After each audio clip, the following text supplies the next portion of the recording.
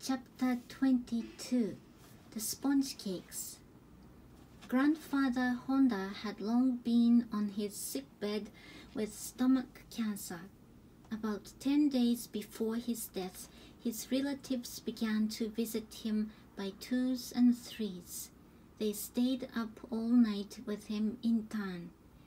Jiro was interested in some of the aged people continually chanting prayers at his grandfather's bedside. The old man seemed to be deeply attached to those old folks and liked them to sit and talk with him. "It won't be long," said grandfather one day. "Tomorrow or the day after I'll be called in. Then I'll have to leave all of you." He looked around his visitors, who glanced at each other in silence. Soon grandmother began to chant the invocation. So did the old people around him. Grandfather also closed his eyes and chanted the prayers. After a while, he opened his eyes and said to Shunsuke in a feeble voice, "I want to go around my house for the last time. A bit regretful?" Shunsuke looked around in wonder, uncertain what made him think so. "Am I asking too much?" said grandfather again and closed his eyes. "What do you mean, father?" said Shunsuke, looking down at his father. "A door.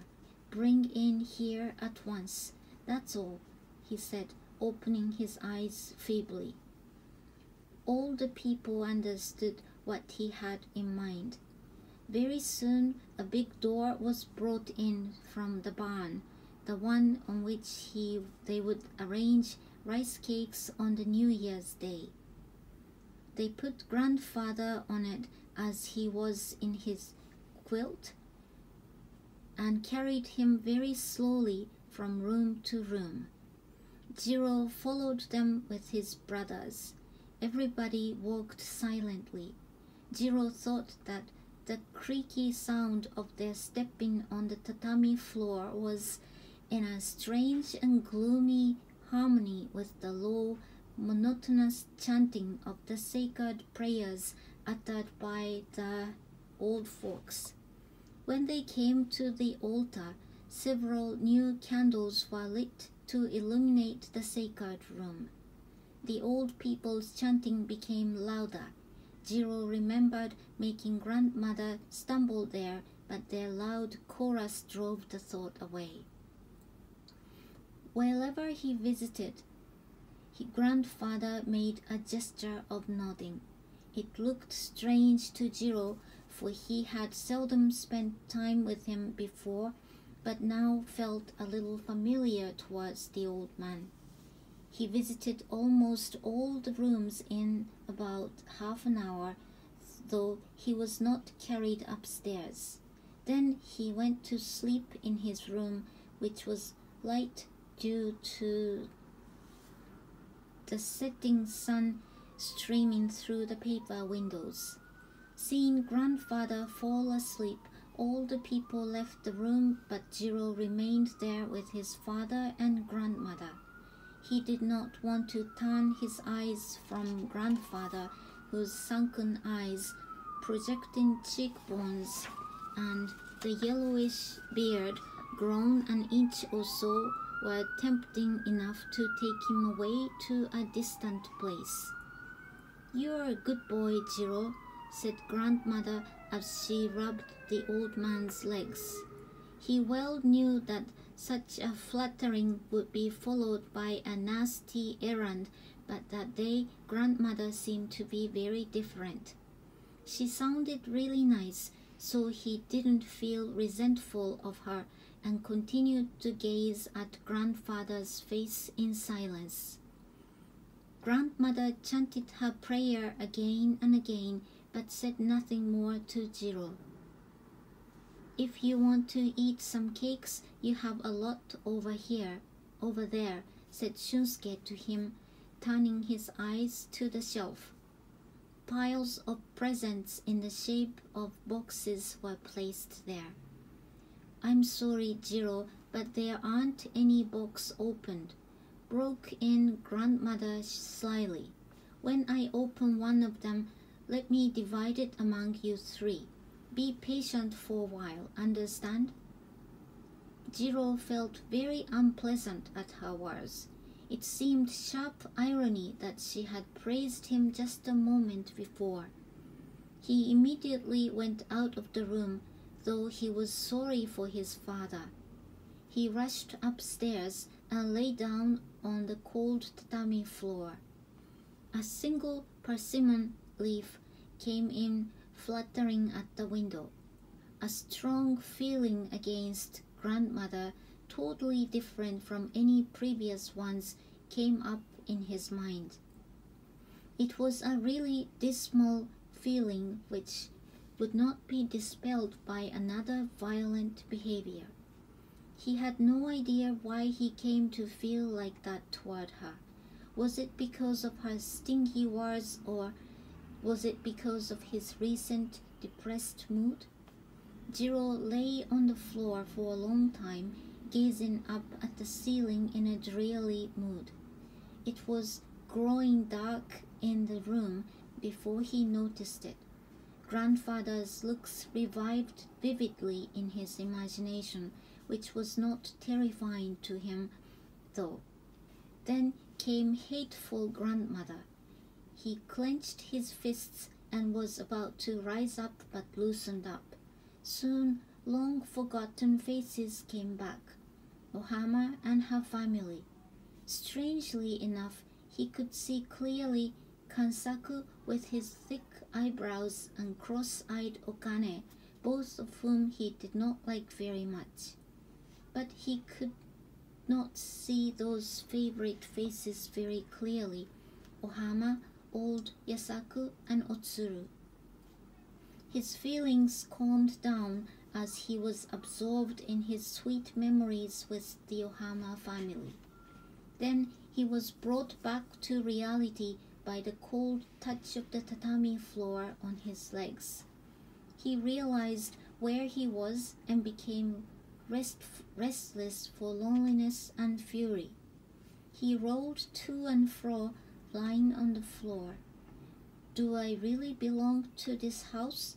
he wondered intently, and felt a longing to see his old nurse again.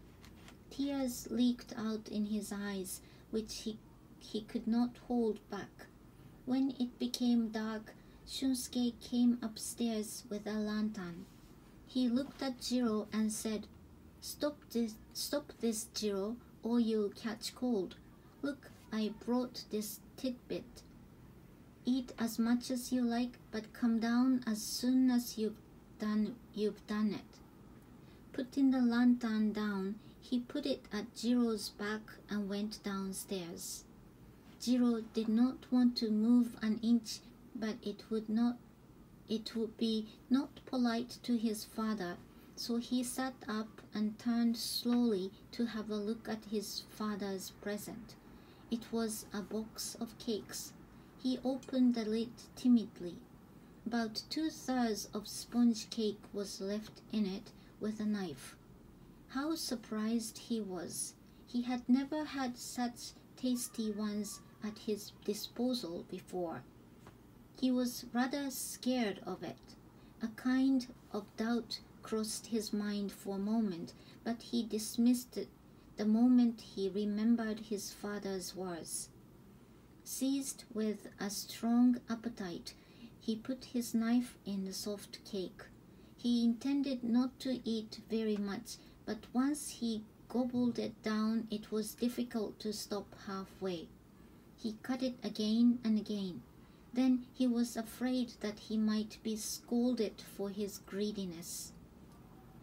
He had eaten almost half of it, leaving a zigzag line rutted by his knife. To make it straight, he stuck his knife again, ate his last fragment, and closed the box at last. "Yes, I'm my father's son," he nodded reassuredly. But why was I named Jiro? Kyo-chan was named after grandfather and Shun-chan after my father. Why wasn't I? This question did not linger so long, though, because it had often haunted him. He was rather thinking of the urgent task whether to leave the box there or to carry it downstairs. Just then it became noisy downstairs. Jiro was startled. Holding the box under his arm, he hurried down to grandfather's room, where a lot of people stood looking down at the old man. Jiro slipped through them to his bedside. The doctor had just finished the injection. "He'll be all right for a couple of days," he whispered into Shunsuke's ear. "But don't be so reckless again." "I'm sorry," he said. We took every care, but..." "Yes, I think so, but even a little movement will affect him fatally, you know," said the doctor, rising up. Most of the people followed him to the door and also went home, much relieved. Those who remained were the family members and the old folks who liked to say the sacred words. The room looked very spacious after those people left. When he knelt down, Jiro noticed the cake box under his arm. He was quite upset. Otami saw him and said, "What are you holding under your arm?" All their eyes were turned to him. "Why, isn't this the box of sponge cake?" said grandmother. "Just a minute ago I noticed it was gone. I had put it in the dining room." "What a shameless boy you are!" Her voice was not loud but so stinging. "I gave it to him, mother," said Shunsuke. "Jiro, if you have a little left, give some to your brothers. I don't think you've eaten it all, have you?" Shunsuke told his mother with no smile at all, which brought about an awkward atmosphere in the room. Strained with tension, Jiro placed the box before Kyoichi and sat next to his father. A long silence hung over all of them. Jiro's eyes were fixed on grandfather in bed, but his inner eyes were staring at his mother and grandmother. On the third night after grandfather's condition changed for the worse, Jiro was fast asleep but was aroused just in time for his last moment. According to the tradition, he wetted grandfather's lips with a feather in the noise of the chanting prayers. "It's the end," said the doctor in a calm but clear voice. Looking at the half-opened eyes of his grandfathers, Jiro wondered what death was. It did not seem very terrible, nor was it a sad incident. If you die, all is over with you. It was the conclusion he got to. Grandmother cried out first, followed by sniffing and weeping from all the other persons present. "He was certain of his end 3 days ago, wasn't he?" said grandmother in a trembling voice as he wiped her husband's eyes. "What a resolute man he was to look around the house before he died," she said. Most of the people chimed in with her words, and their invocation became much louder, but Jiro was not overwhelmed with sorrow for his grandfather's death. He was rather haunted by the incident of the sponge cake. Grandmother would remember it and say some nasty thing again. "If you die, all will be over," he said to himself, "but unless you die, nothing will come to an end."